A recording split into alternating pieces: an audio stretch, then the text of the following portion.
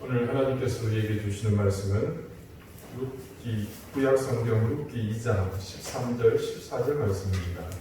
구약 403페이지입니다.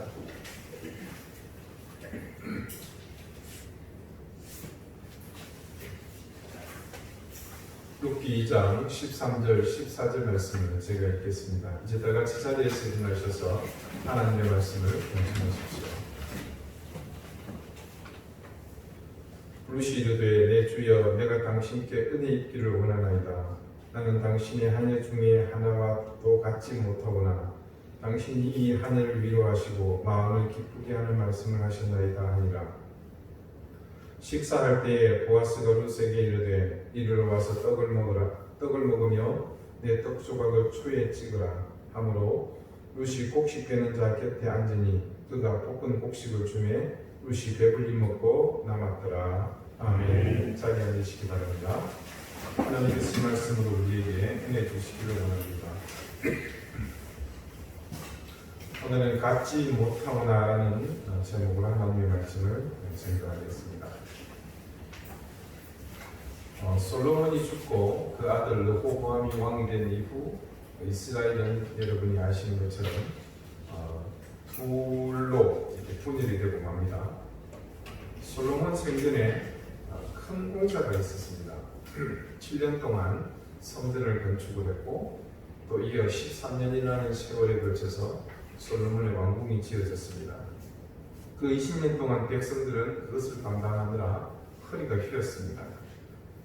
그래서 솔로몬이 죽고 르호보암이 왕위에 오르자 백성의 대표인 원로들은 국민의 세 부담을 좀 줄여주고 이제껏 힘들게 살았으니 조금 편안하게 살도록 민생을 살피고 선정을 베풀어달라는 요청을 르호보암께 하게 됩니다. 그런데 어린 르호보암은 어른들의 충고보다는 주변의 젊은 친구들의 조언에 따라 옳지 못한 결정을 합니다. 더욱 혹독하게 이전보다 더 몰아치겠노라고 선언을 해버리고 맙니다. 원로들은 르호보암 왕의 태도에 크게 실망하게 되고 이후 애굽에 망명했다 돌아온 여로보암, 르호보암과 여로보암 둘 다 보암은 맞는데 앞에 글자가 좀 틀리죠.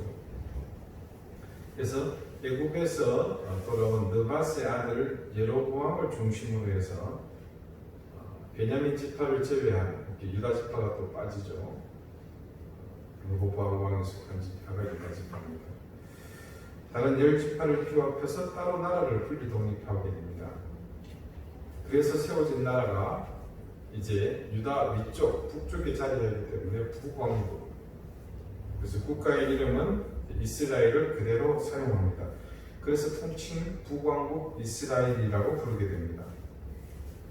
대신 천지 모르고 날뛰던 이스라엘의 왕따가 되어버린 이 르호보암은 예루살렘을 중심으로 한 유다와 또 이미 왕을 배출한 이렇게 사울 왕의 지파죠. 그 베냐민 지파 두 지파를 합해서 남왕국을 구성하게 됩니다. 국가의 이름은 선수를 빼앗겼으니까 이제 할 수 없이 자기 지파 유다라는 이름을 그대로 쓰게 됩니다. 그래서 남쪽 지역에 위치하고 있으므로 통칭 남왕국 유다다 그렇게 부르게 됩니다. 지금 현대에 와서는요 이스라엘이 지역은 이스라엘이라고 부릅니다만 그곳에 사는 사람들을 부를 때는 뭐라고 부르죠? 유대인이라고 부르지 않습니까? 유태인이라는 거. 바로 이 유다의 백성이라는 뜻입니다. 자, 초대 여로보암 왕, 이스라엘을 말하는 겁니다. 북이스라엘은 이 여로보암 때부터 하나님을 경외하기보다는 이 왕들이 전부 자기 입맛대로 정치를 하게 됩니다. 자기 속인에 오른 대로 사사시대 전통을 이어서 한마디로 하나님의 뜻대로 제대로 살지 못했다는 말입니다. 그래서 북왕국의 왕은 하나같이 율법을 거역하고 하나님을 섬기지 않는 모습으로 일관되게 악행을 행하게 됩니다. 자, 이런 북왕국 이스라엘의 타락한 왕조에 가장 두드러지는 상징적 인물로 꼽는 사람이 바로 아합 왕입니다. 아합은 그 가정의 구성부터 경건하지 못했습니다. 그는 하나님을 모르는 이방 여인 이세벨을 왕비로 삼습니다. 그의 결혼 생활은 이 배우자 이세벨로 인해서 죄성을 더욱 강력하게 만드는 그런 계기가 됩니다. 이방 여인 이세벨의 포악한 성품으로 아합 왕의 악행은 시너지를 내게 되고요. 하나님께는 더욱 불순종하게 되고 백성들은 더 깊은 죄의 길로 인도하는 그런 왕이 되고 맙니다. 대표적인 이 아합과 이세벨 부부의 악행 가운데 한 사건이 열왕기상 21장에 기록되어 있습니다. 성경 말씀은 아합의 왕궁이 있는, 그러니까 여러분 이제 이스라엘 왕궁이 아니고요, 아합의 개인 소유물인 것 같습니다. 특히 이스르엘이라는 것이 있습니다. 그 이스라엘에 나봇이라는 사람의 포도원이 있는데 그 포도원이 왕의 침실에서 문만 열면 바로 아주 멋있게 보였던 모양입니다. 한 번은 아합이 이 포도원이 너무 탐이 났습니다. 그래서 그 포도원 주인인 나봇에게 제안을 합니다. 내가 더 아름답고 큰 포도원을 줄 테니 바꾸자. 그도 아니면 내가 돈을 굉장히 후하게 쳐서 줄 테니까 그 돈 받고 나한테 팔아라. 자, 언뜻 보기엔 참 신사적인 왕이죠. 그냥 갖겠다는 것도 아니고 백성에게 더 좋은 것을 주거나 더 좋은 값을 쳐서 주겠다는 제안이 말입니다. 그런데 그것은 어디까지나 이스라엘 백성이 아닌 이방 사람들의 시각입니다. 그 아합 왕의 요청에 나봇이 한 대답에 그 이유가 있습니다. 나봇이 아합에게 말하되 내 조상의 유산을 왕에게 주기를 여호와께서 금하실지로다 하니. 자, 이스라엘 백성이 그 땅이란 그냥 개인의 소유물이 아니라 하나님이 주신 그들 집안의 기업입니다. 개인적인 용도로 사고 팔 수 있는 부동산 매물이 아니라는 거죠. 자, 나봇은 여호와 하나님의 율법을 제대로 아는 사람이었고 그뿐만 아니라 그 율법을 지키려는 의지가 강한 사람이라는 것을 그의 대답으로 충분히 짐작할 수 있습니다. 그래서 그런 내용을 담은 이 대답을 듣고 아합은 더 이상 나봇에게 뭐라고 말을 할 수 없었습니다. 말씀은 그 상황을 이렇게 기록합니다. 이스라엘 사람 나봇이 아합에게 대답하여 이르기를 내 조상의 유산을 왕께 줄 수 없다 하므로 아합이 근심하고 답답하여 왕궁으로 돌아와 침상에 누워 얼굴을 돌리고 식사를 아니하니. 참 소심하죠. 아합은 나봇의 대답이 가진 의미를 잘 압니다. 그건 자기가 비록 왕이라 할지라도 관철시킬 수 없는 일입니다. 아합이 나름 악한 왕이고 하나님께 불순종하는 왕일 수 있을지도 몰라도 하나님을 향해 대놓고 그 법을 어길 수는 없는 노릇입니다. 악하긴 했지만 그도 하나님 앞에서는 같은 이스라엘 백성일 뿐입니다. 그런데 그런 아합의 모습을 부인 이세벨이 본 것입니다. 슬픈 기색을 띠고서 더군다나 밥도 안 먹는 왕에게 왜 그러는지 이유를 묻습니다. 아합은 복잡할 것 없는 아주 간단한 그 이유를 아내에게 말했을 것입니다. 자, 이세벨이 아합이 하는 이야기를 듣고 나니 하도 기가 차서 말이 안 나옵니다. 도대체 당신이 이 나라의 왕이 맞느냐? 내가 당장에 해결할 테니 일어나서 밥 먹고 기운 차리세요. 내가 반드시 그 표본을 왕에게 드리겠습니다. 자, 하나님이 안중에 없는 이방 여인 이세벨에게 이 사건은 굉장히 단순한 일입니다. 그리고 자신의 지위로 온갖 악행을 서슴지 않았고 또 거기에 대해서 이스라엘의 왕인 아합이 섬겨야 할 여호와 하나님 대신에 자기 친정에서 갖고 온 자기 고국의 섬기던 우상을 그렇게 섬기도록 강요하고 있는 입장에서 볼 때 이건 그야말로 난센스입니다. 이세벨에게 나봇은 하나님을 경외하는 신실한 이스라엘 사람의 모습이 아니라 그냥 왕에게 대적하고 있는 정신 나간 무모하고 괘씸한 놈으로밖에는 보이지 않았습니다. 그래서 이세벨이 드디어 작업을 합니다. 약한 꾀를 했습니다. 협잡지를 도모한 것이죠. 내용은 간단합니다. 그 이스라엘 성읍의 장로들에게 편지를 보냅니다. 편지의 내용은 성내 금식을 먼저 선포하라는 것이죠. 뭔 얘기겠습니까? 뭔가 심각한 일이 지금 일어났다. 무슨 심각한 일이냐? 나봇을 백성들 앞에 높이 올리라는 것입니다. 이 사람 때문에 지금 너희가 금식을 한다는 것입니다. 그런 다음에 그 이유에 대해서 질문할 사람들을 부르는데 소위 말하는 시정 잡배들, 시장에 떠돌아다니는 양아치 같은 애들을 사전에 돈을 주고 공모를 했죠. 그래서 그 불량배들이 이 나쁜 사람들이 나봇이 하나님과 왕을 저주했다라고 증언합니다. 자, 율법은 두세 사람의 증언을 듣고 난 다음에 죽이도록 반드시 그렇게 심판하도록 규정하고 있죠. 그래서 율법적으로 모든 정황이 다 확보됐습니다. 자, 이제 됐으니까 데리고 가서 돌로 쳐 죽여라. 아무런 율법적 저촉 사항이 없도록 완벽하게 만들어서 악행을 저지르게 한 것입니다. 왕보다 더 무서운 왕비 이세벨의 수상 같은 명령은 즉시 시행되었고 나봇은 쫄지에 그 포악한 권력에 의해 영문도 모른 채 억울한 죽음을 당하고 맙니다. 자, 곧바로 이 소식은 기다리고 있던 전령을 통해 이세벨에게 전해집니다. 그리고 이세벨은 기다렸다는 듯이 아합에게 말합니다.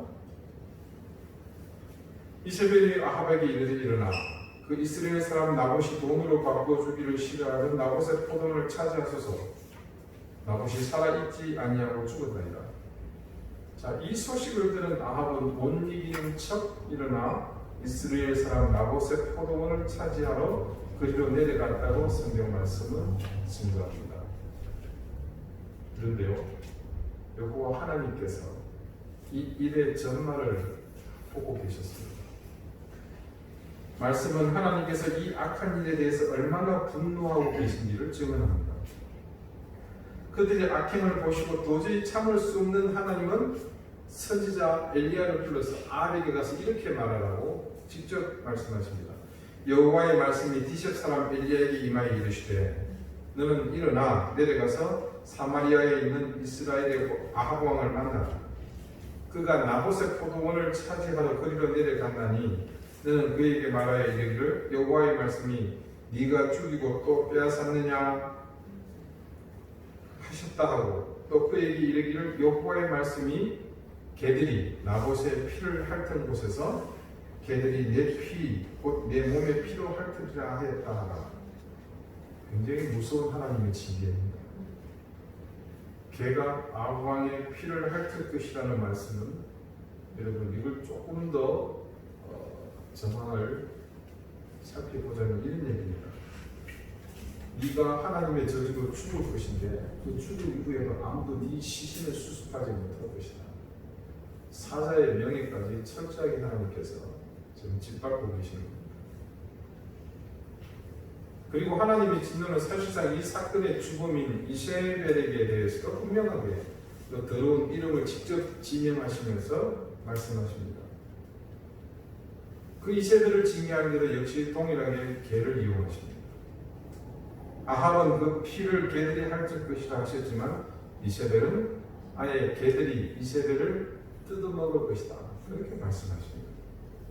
그리고 그런 징계를 내리는 이유는 다름이 아니라 네가 남편인 아합을 충동하여 유례가 없는 악한 왕을 만들었기 때문이라고 하십니다. 아합은 분명 그렇게 생각했죠. 하나님의 계명은 어길 수 없다. 그런데 마침 나봇이 죽었으니 이제 그 율법을 범하지 않고도 야, 포도원을 얻을 수 있겠구나. 할렐루야. 여러분 정말 아합이 운 좋게 우연히 자신에게 그런 기회가 왔다고 생각했겠습니까? 절대 그렇지 않습니다. 한 이불을 덮고 사는 아내 이세벨의 작품이라는 것을 아합이 왜 모르겠습니까? 그런데도 그는 전혀 모르는 것처럼 룰루랄라 이스라엘로 내려갔습니다. 하나님은 그런 아합의 행동에 대해서 직접적으로 말씀하십니다. 하나님께서 나봇이 죽은 직후 포도원으로 향하는 아합을 보시고 엘리야에게 하신 말씀, 너는 일어나 내려가서 사마리아에 있는 이스라엘의 왕 아합을 만나라. 그러면서 뭐라고 하셨습니까? 그가 나봇의 포도원을 차지하러 그리로 내려가니 그가 죄를 범했다, 악을 행했다 이런 표현이 아니라 뭐라고요? 그가 나봇의 포도원을 차지하러 내려갔다고 구체적인 그 사실 하나를 하나님께서는 콕 집어서 지적하셨습니다. 이 사실이 너무나 악하기에 하나님은 구체적으로 말씀하신 것이고 그 악행에 대한 징계는 성경에서도 유례를 찾아볼 수 없는 무시무시한 형벌이었습니다. 그런데 여기서 놀라운 반전이 일어납니다. 이 악한 일을 저지른 아합은 하나님의 말씀을 지금 전달하러 온 엘리야의 방문을 받습니다. 말씀은 그가 아주 짜증 섞인 모습으로 응대했다라고 그렇게 분위기를 전하는데요. 하지만 말씀에 기록된 대로 하나님의 이 무시무시한 징벌의 선포를 듣고는 놀라운 반응을 합니다. 아합이 그 말씀을 듣고는 하는 행동이 옷을 찢고 굵은 배로 몸을 동이고는 금식을 단행합니다. 심지어 자기의 잠자리도 불편하게 만듭니다. 비단 금침을 다 물리고 굵은 배로 만든 그 이불을 사용합니다. 이스라엘을 대리로 하여 자행한 나봇의 포도원 탈취 사건은 너무나 악랄한 범죄였습니다. 그리고 그에 대한 하나님의 심판하시려는 예언은 더 끔찍했습니다. 하나님이 도저히 용서할 수 없는 그런 악행이라는 것이 기록된 그 하나님의 말씀 가운데서 여과 없이 그대로 드러났습니다. 그런데 그런 무시무시한 형벌을 그 징벌을 내리신 하나님의 진노가 순식간에 누그러지는 일이 일어납니다. 이것은 다름 아닌 이 아합의 회개 때문입니다. 과연 이 많은 짓을 저지르고서 회개한다고 하나님께서 그것을 용납하실 것인가? 사실 하나님의 선포, 즉 징벌적 선포를 볼 때는 이미 하나님의 의지가 굳건하시고 계획만이 남아있는 것으로 그렇게 볼 수밖에 없습니다. 그런데 놀랍게도 하나님은 우리의 기도와 달리 엘리야에게 이렇게 말씀하십니다. 여호와의 말씀이 디십 사람 엘리야에게 임하여 이르시되 아합이 내 앞에서 겸비함을 네가 보느냐. 아합의 이 결단 어린 행동에 하나님께서 그 즉시 진노를 거두시는 모습을 말씀이 증거하고 있죠. 그리고 그 다음에 뭐라고 말씀하냐면요. 그가 내 앞에서 겸비함으로 내가 재앙을 저의 시대에는 내리지 아니하고 그 아들의 시대에야 그의 집에 재앙을 내리리라 하셨더라. 하나님께서 이런 결정을 하신 이유는 단 한 가지입니다. 그것은 바로 아합의 겸비함 때문입니다. 두 번에 걸쳐서 반복하여 하나님은 엘리야에게 아합의 겸비함을 말씀하십니다. 하나님께서 자신의 의지를 거두실 만큼 감동하신 모습이 바로 아합이 자신의 죄를 인정하고 그 자리에서 하나님을 향해 겸손하게 엎드린 바로 이 겸비한 그 모습 때문입니다. 오늘 본문 13절 말씀을 여러분 한마디로 요약하자면 바로 겸비함이라고 할 수 있습니다. 루시 이르되 내 주여 내가 당신께 은혜 입기를 원하나이다. 나는 당신의 한 해 중 하나와도 같지 못하오나 당신이 이 한 해를 위로하시고 마음을 기쁘게 하는 말씀을 하신나이다. 루시 겸비했다고 아합과 그의 삶을 비교하자는 것은 아닙니다. 이 룻의 삶과 아합의 악행은 비교할 것이 못됩니다. 아합과 비교하자면 룻의 삶은 차원이 다르고 질이 다릅니다. 그런데도 불구하고 하나님의 은혜는 그런 다름을 넘어서 오늘 동일하게 인자와 자비로 나타나고 있는 것을 성경 말씀이 증거합니다. 그런 의미로 볼 때 어떤 상황에서든 하나님의 인자와 자비를 부르는 열쇠는 바로 겸비함이라는 사실을 알 수 있습니다. 룻은 자신에게 베풀어진 모든 상황에 대해서 한마디로 이렇게 말합니다. 갖지 못하오나.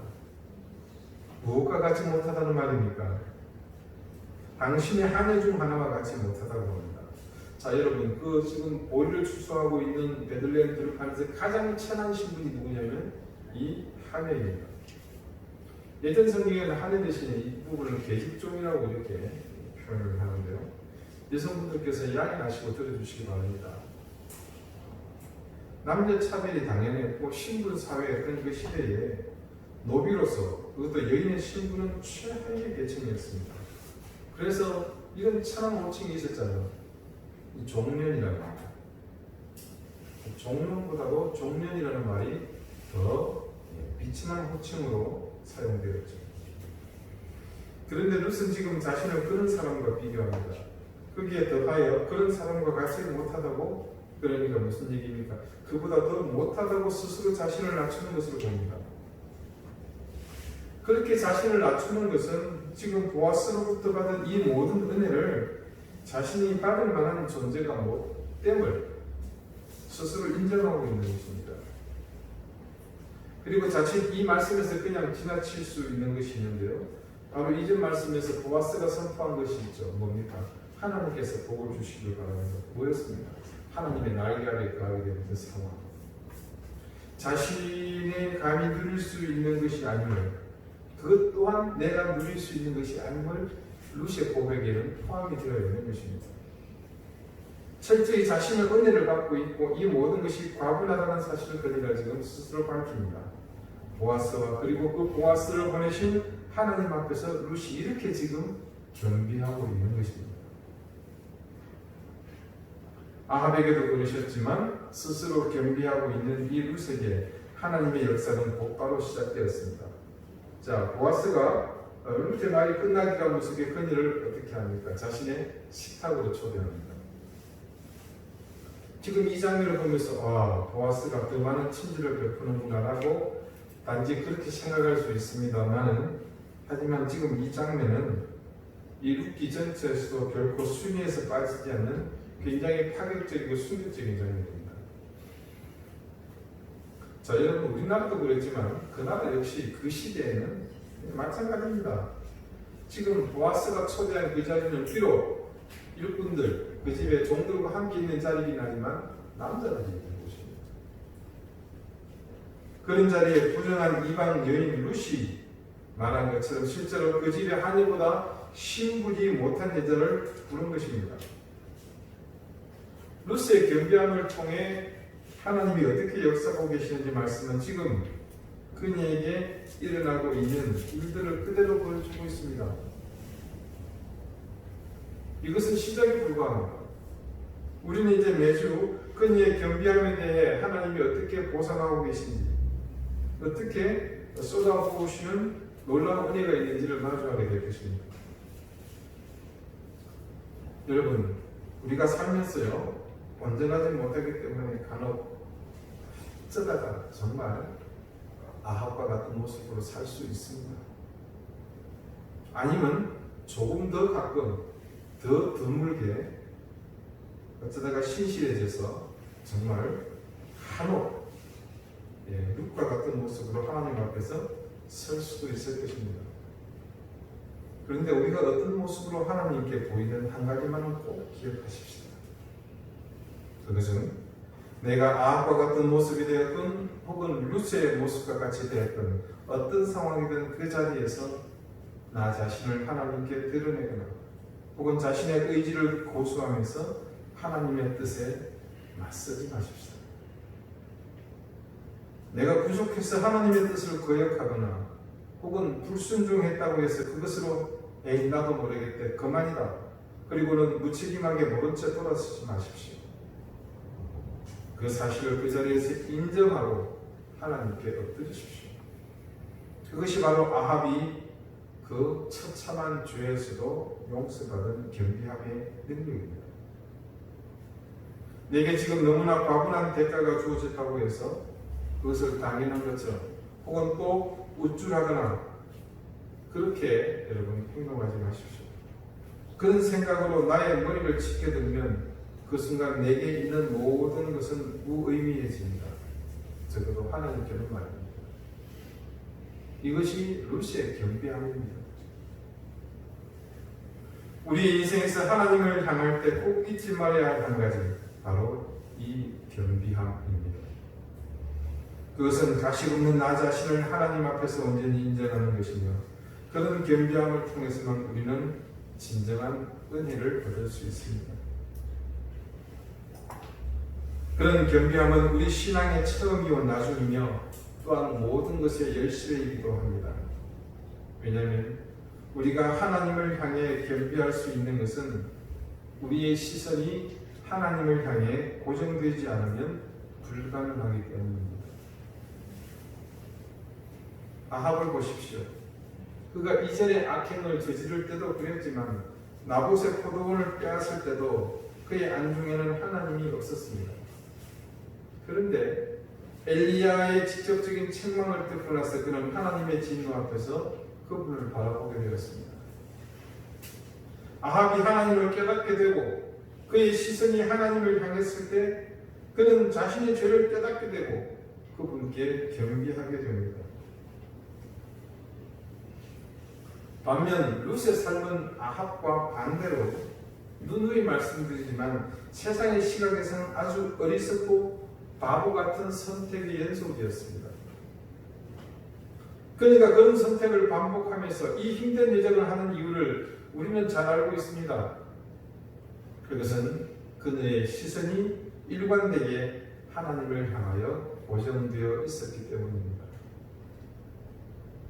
여러분, 우리의 신앙 문제는 사실 다른 것 없습니다. 우리의 시선을 하나님을 향해 고정하는 삶의 습관을 기르는 것입니다. 저와 여러분은 분명하게 알고 있습니다. 우리의 모든 문제는 하나님을 바라볼 때 해결될 수 있다는 것을 말합니다. 그러므로 여러분의 인생 여정에서, 여러분의 삶의 현장에서 어떤 강력한 유혹이 있더라도 결단코 여러분의 눈길을 그 유혹의 손길에게 빼앗기지 마십시오. 내 욕망을 마음껏 채워주고 또 내 욕심을 마음껏 만족시켜주는 것이 설령 있다고 하더라도 그것에 여러분의 시선을 빼앗기지 마십시오. 그럴 때마다 오롯이 하나님을 향해 여러분의 시선을 고정하십시오. 그럴 때 우리는 하나님을 향해 겸비하는 삶을 살게 될 것입니다. 그러면서 우리는 그 삶을 통해서 우리가 하나님의 자녀됨이 어떤 복을 누리게 되는 것이기를 깨닫게 됩니다. 놀라운 은혜의 삶을 살게 될 것입니다. 기도드리시겠습니다. 하나님, 우리는 수없이 많은 유혹의 손길에 우리의 시선을 빼앗기며 살았습니다. 우리의 눈길 머물면서 그곳에 우리의 마음도 빼앗기며 우리는 하나님보다 세상을 바라보며 살았습니다. 하나님은 스스로 겸비하며 하나님을 바라보는 인생을 복되게 여기심을, 그리고 그 겸비함의 시작은 우리가 유혹을 따라 썩어져가는 옛사람을 쫓는 삶에서 벗어나 우리의 시선을 하나님께 고정하는 것이 있음을 깨달았습니다. 주님, 이제 우리가 흔들림 없는 믿음을 통해 하나님만을 바라보게 해 주십시오. 그래서 우리 스스로가 하나님을 향해 겸비하는 인생이 되어 복된 인생에게 주시는 은혜와 복을 누리게 해 주십시오. 예수 그리스도 이름으로 기도드리옵나이다. 아멘.